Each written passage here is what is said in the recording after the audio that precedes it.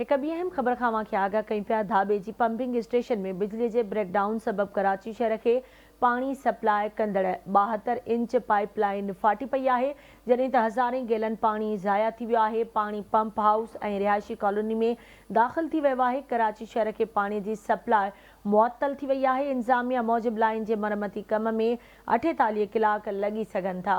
अहम ख़बर है, वहाँ शेयर कई पिया। धाबे जी पंपिंग स्टेशन में बिजली के ब्रेकडाउन सबब कराची शहर के पानी सप्लाई कंदड़ 72 इंच की पाइपलाइन फाटी पई है। हज़ारें गैलन पानी ज़ाया थी वियो। पानी पंप हाउस और रिहायशी कॉलोनी में दाख़िल थी वियो है। कराची शहर के पानी सप्लाई मुअत्तल थी वई है। इंतजामिया मूजिब लाइन के मरमती कम में 48 कलाक लगी सकन था।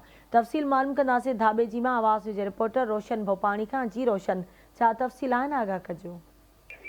हाँ जी बिल्कुल, धाबे में पंपिंग स्टेशन में बिजली जो डिगो ब्रेकडाउन थिया है, जंहिं सबब कराची के पानी फराहम कंदड़ 72 इंचन वारी 5 नंबर जेका लाइन धमाके सां फाटी पई आहे, जंहिं सबब कराची के मुख़्तलिफ़ इलाक़नि के पानी की फराहमी मुअत्तल थी वई आहे, जंहिंमें बेस कॉलोनी, लांडी, कोरंगी जेका ॿिया इलाइक़ा आहिनि उन्हनि खे पाणीअ खे जेको शदीद खोट खे मुंहुं ॾियणो पवंदो। तव्हांखे ॿुधाईंदो हलां त पाणीअ जो जेको प्रेशर घणो हुअण सबबि पानी जेको रिहायशी कॉलोनी में दाख़िल थी वियो आहे। पंपिंग स्टेशन है मेन नेशनल हाईवे से कुछ देर लाइ राब्तो पुर कटिजी वियो।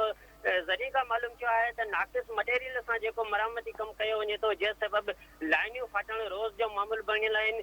गुज़रियल हलंदड़ महीने में जेको इहो ॿियो दफ़ो लाइन फाटी आहे, कुछ ॾींहं पहिरियां 1 नंबर लाइन भी बिजली के ब्रेकडाउन सबब फाटी पई हुई। जी ठीक है, मुझे मेहरबानी रोशन अपडेट करण लाइ।